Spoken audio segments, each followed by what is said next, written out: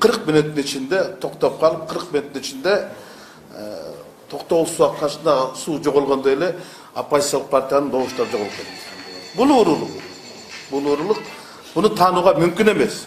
Биз буну тааныган күндө дагы тарых бизди тааныбай койду. Андыктан бул шайлоо жокко чыгыш керек. Президент Садыр Нуркожоевич чукул жыйын өткөрүп, Коопсуздук кеңешинин буну талкуулаш керек. Эмне үчүн компьютерде ушундай болуп калды. Эмне үчүн таза шайлоону камсыз кыла алган жок. Кабинет министрлик, Борбордук шайлоо комиссиясы. Бул биздин гана доомат эмес, биз ойлоп тапкан нерсе эмес. Буну бүтүндөй дүйнө жүзү көрдү, карапайым калк да көрдү. Жерлердеги добуштардын баардыгы компьютерге алдын ала салым кылган нерсе болчу. Андыктан биз дагы ушул жогорудагы айтып кеткен 3 партияны толугу менен колдойбуз. Башка дагы бүгүнкү таза шайлоо кашанын ичиндеги жыйынтыгы менен макул болбогон саясий партияларды, кандидаттарды шайлоого катышкан баардыгын чакырабыз. Анткени алар дагы өздөрүнүн сөзүн айтыш керек. Бул шайлоолордун жокко чыгышын биз талап кылабыз. Шайлоолор жокко чыгыш керек. Биринчи кезекте, экинчиден ушул шайлоого жол берген, жосунсуз жоруктарга себепкер кылган жарандардын тандап алуу укугун компьютер аркылуу тартып алган адамдар жоопкерчилик тартышы керек. Башкы прокуратура тез аранын ичинде бул боюнча иликтөөлөр жүрүш керек. Эмне үчүн 40 мүнөт Борбордук шайлоо комиссиясынын сайты иштебейт, токтоп турду. Анан эмне үчүн 160%, 629 миң добуш кошулуп, кийин кайта азайып кетти. Мына мен эми компьютер боюнча Тилек Токтогазиев бунун баардыгын далилдеп чыкты. Эгер берден дагы көрүнүп эле турат да, көз көрүнүп турат. Кайсы бир партиялардык 38, кайсы бир партиялардык 34. Эгерде азайта турган болсо, баардыгын бирдей кылып азайтканда дагы билинмек эмес. Эми азайтканда дагы көбүрөөк азайтып алып, кошкондо да көбүрөөк кошуп калбады. Эми бул ууруну колдон кармагандай болуп калды. Эми буну бийлик деле моюнга алыш керек. Эл алдында жоокерсиздикти моюнга алыш керек. Эми бул богой калды. Ушуну айтып коеюн дедик. Биз дагы башка партиялар менен кошулуп, азыркы шайлоону тааныбайбыз жана шайлоолорду жокко чыгарышты талап кылабыз. Урматтуу Тилек сөз берердин алдында, урматтуу журналисттер, оппозициялык партияларды өткөрбөй коюш үчүн азыр Тилек айтып берет, сандары недействительный бузулган бюллетендер көбөйүп чыккан. Андан башка баарына каршы деген сандарды көбөйүп чыккан. Ошол менен явка көбөйүп, оппозициянын добушунун проценттик мааниси дагы азайып, 3,2-ге өткөрбөй коюш үчүн ошол көрсөткүчтөр дагы өзгөрткөн. Өзүңөр билесиңер, недействительный бузулган деген бул бир жерине 2 чип койсо, 3 чип койсо, ал бузулган болот. Жараксыз бюллетендер. Аны таң атканча бузуп коюш оңой эле. Бирден чыга койсо эле, жараксыз деп, оппозициянын добуштары жараксыз бюллетенге айланып калат. Мен Тилек Токтогазиевге сөз берсем, цифралар менен ошол жөнүндө айтып койсом. Чоң рахмат, урматтуу журналисттер. Мен бир мындай эки атайын бир сүрөттү тартканбыз. Жана ЦИКтин сайты өчүп калганга чейин, маалымат келбей калганга чейин. Андан кийин жаңылангандын экөөнү сүрөткө тартканбыз. Анан бул жерде мындай кызыктуу факт бар болуп калды да. Ошол биринчи өчкөнгө чейин жалпы 1 миллион 23 миңдей деп көрсөтүлгөн катышкандары, добуш бергендери деп. Анан явка менен жалпы ошол 1 миллион 23 миң дегени бир келип атат да, бирдей маалымат болуп чыгып атат. Бирок партияларга берилген сандарды биз көбөйткөндө, бири-бирине кошкондо 1 миллион 649 миң болуп чыкты да. Айырмасы 600 миңден ашык добуш пайда болуп калды да. Биздин оюбуз боюнча булар 600 миң эң башынан баштап эле бийликчил партияларга өткөрүлүп берилген. Кийин болсо математика кошулбай калганда жана 160%га чейин мындай жалпы катышуучулар болуп кеткендиктен булар бул кандай биз математиканын мыйзамдарын бузуп атабыз деп туруп, арифметиканын мыйзамдарын бузуп атабыз деп туруп, кайра орун кескиле дегенде анан баарын мынтип эле алып туруп бир кесип салгандай болуп тур. Анан кызыктуу факт. Мына ата журт, ишеним, ынтымак, альянс, эл үмүтү, азаттык жана улуттар биримдигинки 38%га кесилиптир, кыскарыптыр добуштары.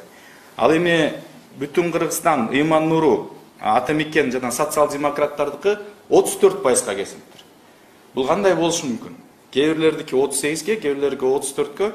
Мындай бирөө эле компьютердин жанында туруп алпай, муну мында азыраак көрсө, муну 38 кылып сал, муну 34 кылып сал дегендей эле мындай ручной эле бирөө киши келип туруп айткандайга окшошуп калып атат да.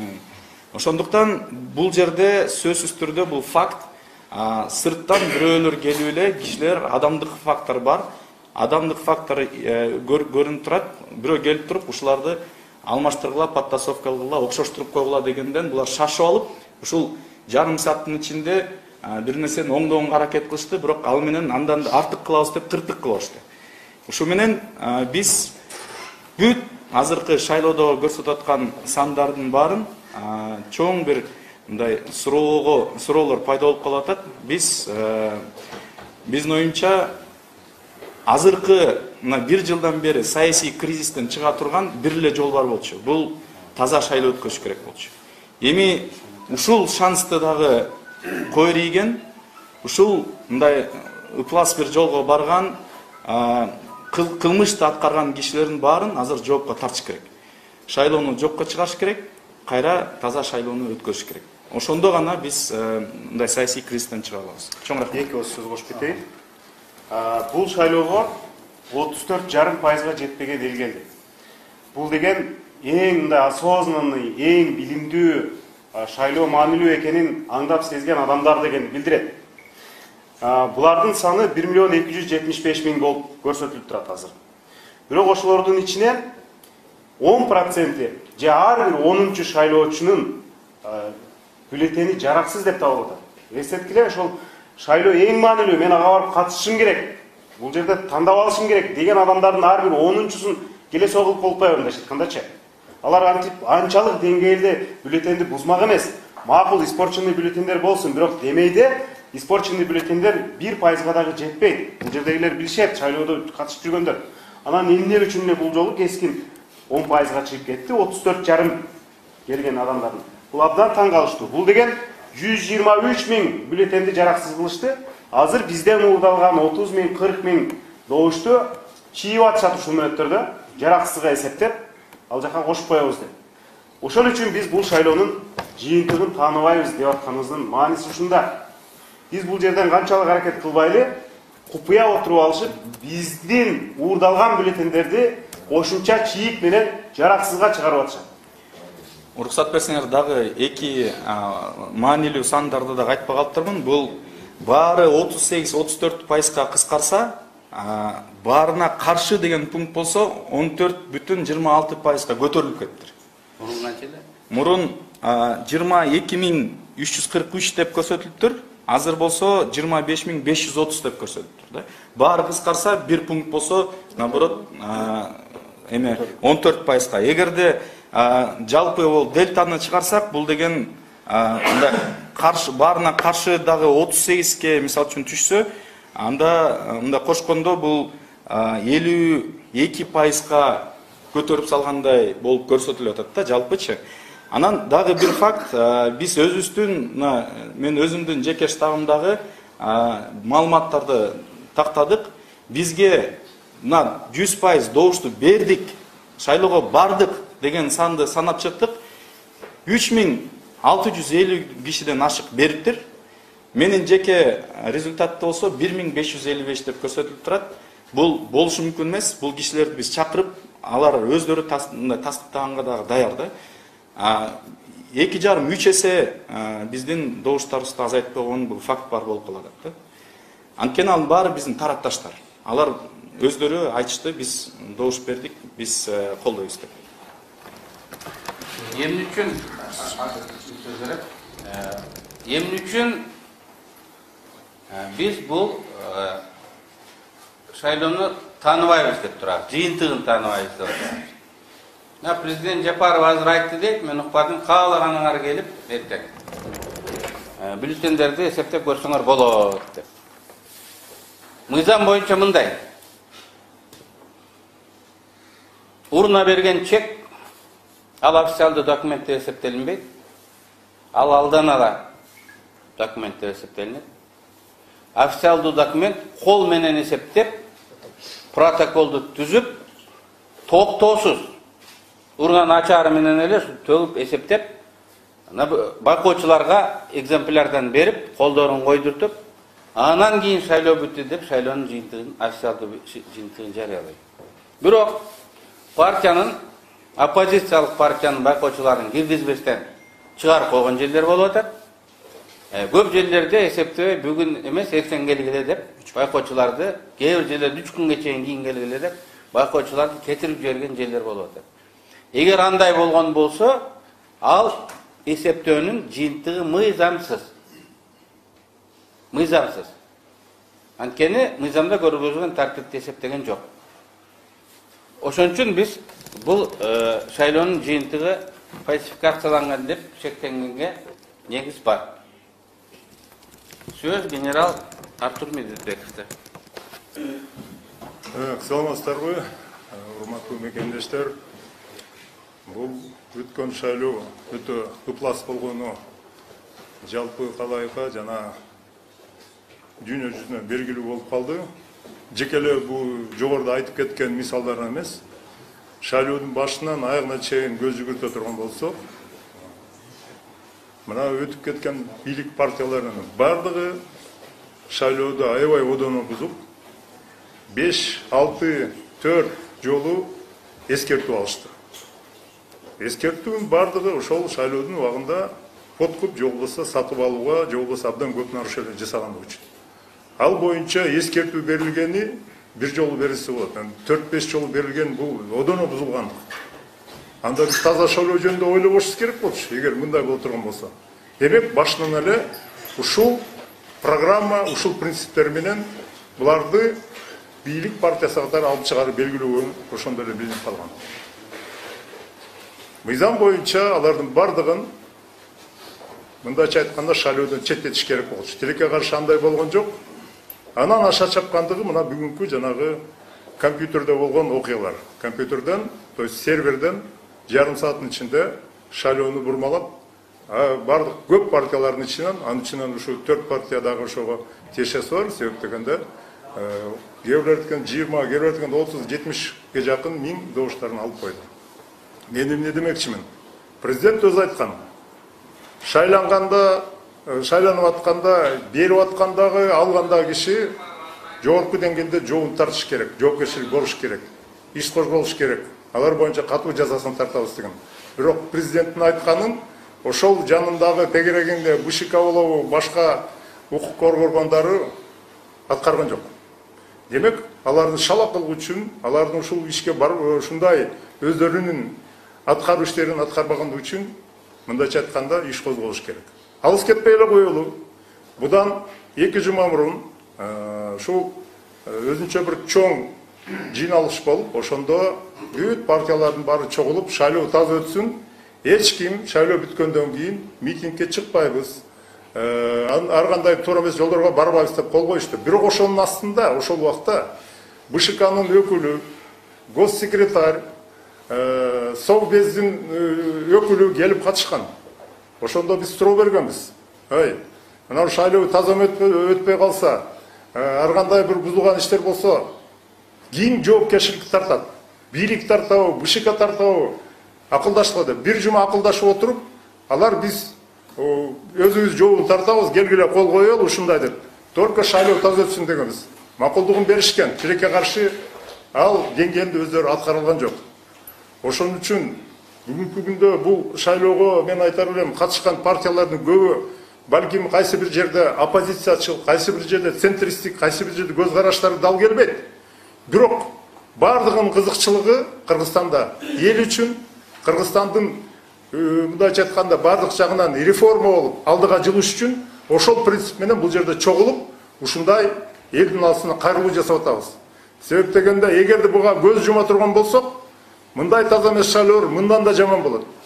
Мыйзам бузуулар келерки шайлоолордо болсун бу, же болбосо башка тармактарда болсун, дагы күчөй баштайт. Ошон үчүн биз адам катары, жаран катары бул мыйзамсыз шайлоого жол бербешибиз керек. Мен өзүмдүн атыман жана биздин партиялаштардан айтар элем, бул жерде айтылган сөздөрдүн баарына терең урматтоо менен кошулабыз. Бул шайлоону таанууга мүмкүнчүлүк да жок, тааныбайбыз. Ошон үчүн жакын арада ушул боюнча өзүңөрдүн пикириңерди соц тармактардан, массалык маалыматтан, каражаттарынан урматтуу жарандар берип, айтып, түшүндүрүү иштерине силер да кошулгула. Кыргызстандын тагдыры бүгүнкү күндө коркунучта. Рахмат. Сөз. Клара Сооронкулова.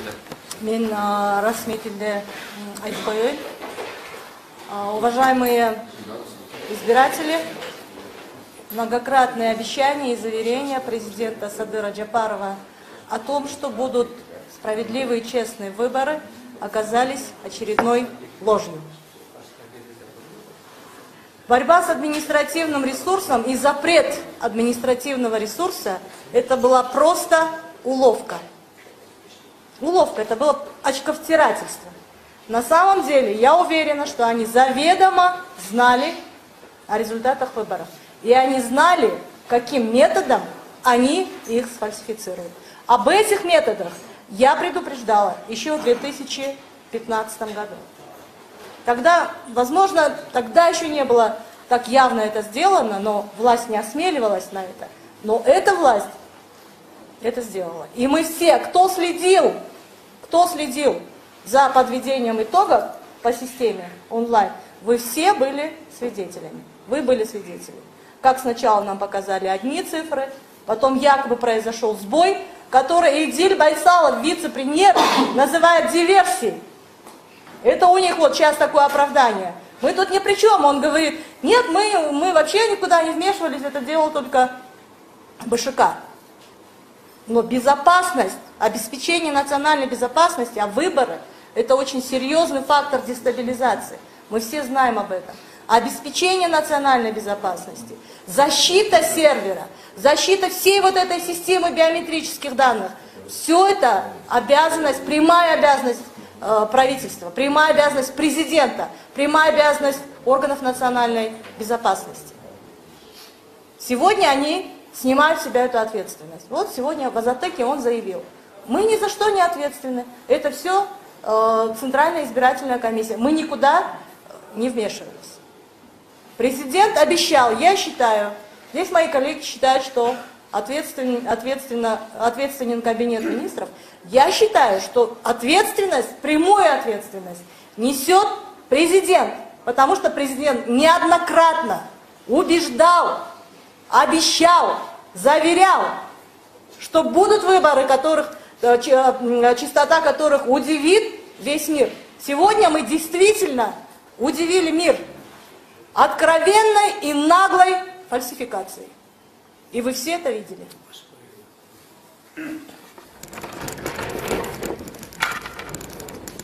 Дәуір маанилүү нерсе. Мына Идил Байсаловдун айткан уктуңар, барыңар. Өзү айтып атат, диверсия болду деп.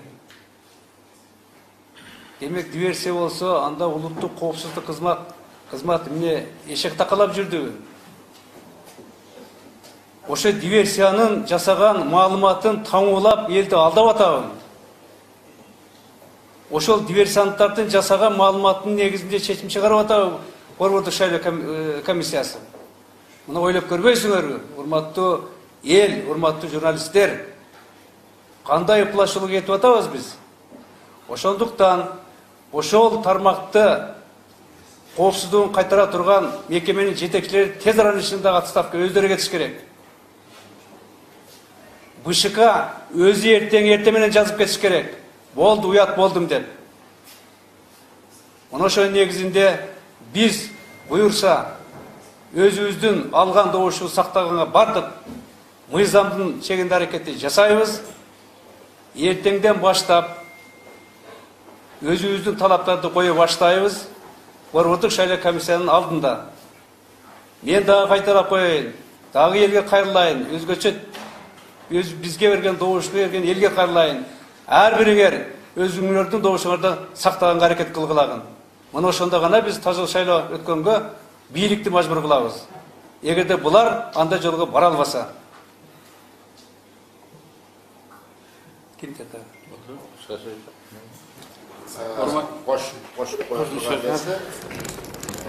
Маселен бүт кыргыз коомчулугу көрдү, кылар айында ошону тастыктап айтып атат. Эгер эң бийик жогорку даражадагы чиновник диверсия болду деп мойнуна алып атса, ал ачыктап бериш керек. Кайсы тараптан, кайсы мамлекет тараптан, же кайсы бир хакерский группа тараптан ачыктап бериш керек. А эгер азыртан мойнуна алып аткан болсо, анда токтоосуз түрдө шайлоону жокко чыгарган негиз бар экен. Демек хакерский атака болгон жыйынтыкты эч ким мойнуна албайт, признавать этпейт. Демек сөз түрдө жокко чыгыш керек экен. Алар өздөрү мойнуна алып аткан жок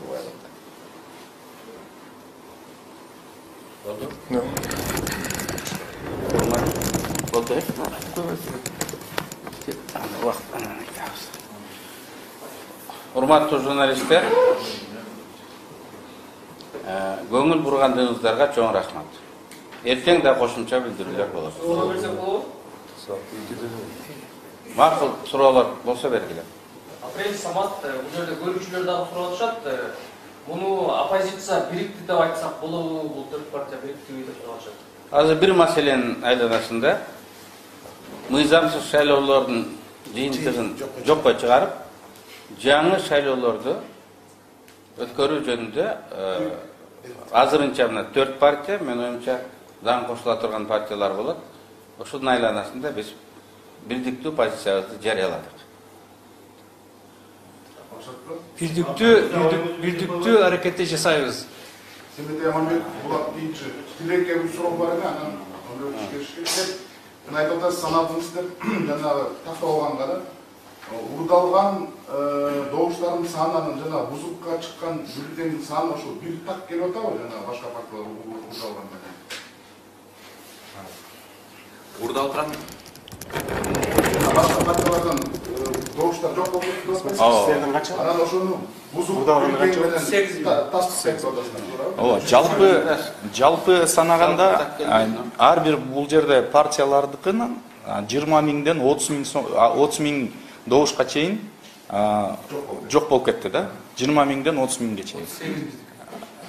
Эгерде 20 миңден 30 миң добушка чейин. Эгерде баарын кошкондо бул жерде эле мына 120 миңден ашык добуш жокко чыгарылып атат да. Мына жана бузулуп калган жараксыз бюллетендердин дагы саны 123 миң болду. Ошого окшошуп калып атат да, так келип атат. Мына Азаттык айтып атат 38 миң деп. Атамекендики 38 миң деп Исмаил Сакыш айтып атат. Атамекендики ровно 30 миңдин тегерегиндеги добуштарыбыз урдалып атат. Баштапкы Бул саат 8:30. 20:30. Экинчи суроо, эгерде жанагындай ручной подсчет менен аныктайт деп атпайсыңдар, ошо ручной подсчетту биринчи вариантта чыгып калса, ошого макул болосуңарбы? Анан экинчиден сразу берип алайын. Эгерде сиздин талабыңыздарды бийлик аткарбаса, кандай чара көрөсүңөр? Митингге чыгарсыңарбы, же кандай болот? Анан силерге башка партиялар кошулабы, жок ушундай? Кол менен эсептөө мыйзамдын чегинде болуш керек. Мына азыр саат 2-ге бүтүп, кол менен протоколдоп партиялардын байкоочуларына берилиш керек. Ал берилген жок.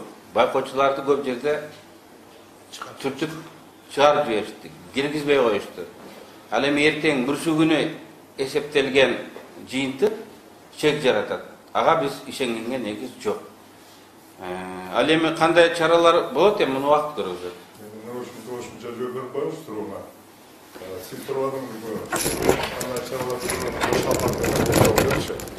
Мен айтар элем, мен көп мынау биздин провинциядагы адда мандаттуу, бир мандаттуу талапкерлердин көбү чыкты. Алар дагы ошол бир мандаттуу округтарда ушунчалык мыйзамсыздык болуп, адилетсиздик болуп, добушчу сатып алуу үстөмдүк болгонун белгилешип, алар дагы бизге өздөрүнүн баягы мындайча айтканда колдоосун көргөзгөнгө, кээ бирлер ушу жакындары келип кошулабыз деп өздөрү айтып пикирин билдиришти.